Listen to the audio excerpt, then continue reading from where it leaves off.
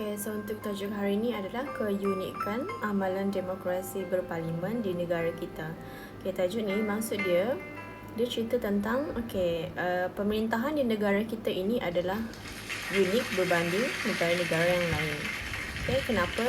Sebab dalam pemerintahan negara kita dia ada gabungan unsur tradisional dengan unsur moden. Kalau kita sebut unsur tradisional, ini merujuk kepada kedudukan raja kita sebagai warisan sosiopolitik masyarakat Melayu daripada zaman Kesultanan Melayu Melaka sehinggalah hari ini. Ada gabungan dengan unsur moden. Unsur moden itu merujuk kepada demokrasi berparlimen berdasarkan model Westminster, England. Semasa penjajahan barat di negara kita lah. Jadi kenapa ada kombinasi ini? Kerana dia nak mengimbangi amalan demokrasi dan dalam persekitaran sosial-politik negara kita, yang mana negara kita ini ada pelbagai bangsa, pelbagai agama, pelbagai budaya. Jadi aspek yang kedua, apa yang uniknya amalan demokrasi berparlimen di negara kita adalah dia ada mekanisme semak dan imbang. Maksudnya tiada pertindihan kuasa antara di sesuatu pusat itu. Maksudnya keseimbangan itu merujuk kepada pemerintahan beraja dan juga demokrasi. Kita lihat kalau dalam pemerintahan beraja, kuasa raja itu adalah dalam bidang politik, ekonomi dan dasar negara.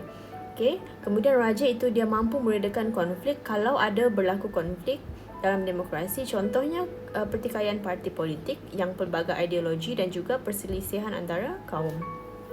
Kita boleh lihat juga imbangan kuasa ini melalui pengasingan kuasa yang kita belajar dalam 3.4, badan perundangan, eksekutif, kehakiman, di mana badan perundangan ini tugasnya adalah menggubal undang-undang yang akan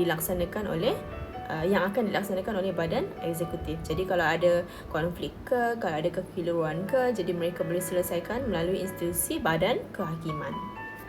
Yang ketiga, keunikan dia kita boleh lihat dalam kuasa budi bicara raja. Ini merujuk kepada kuasa yang di-Pertuan Agong, kuasa yang di-Pertuan Agong dan juga raja di setiap negeri. Raja di setiap negeri, dan juga kalau negeri itu tiada raja, contoh Melaka, Pulau Pinang, Sabah, Sarawak kan. Kuasa yang di-Pertuan Negeri. Jadi kita tengok kalau di peringkat persekutuan umum besar, yang di-Pertuan Agong ini adalah berkuasa dalam melantik Perdana Menteri. Manakala raja di setiap negeri dan juga ketua ataupun yang di-Pertuan Negeri, dia akan melantik ketua kerajaan negeri. Siapa ketua kerajaan negeri di setiap negeri itu? Menteri besar dan juga ketua menteri bagi yang tiada raja ataupun sultan.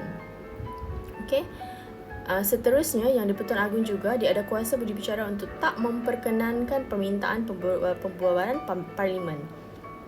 Dan juga yang di-Pertuan Negeri dia ada kuasa berbicara tidak memperkenankan pembubaran Dewan Undangan Negeri.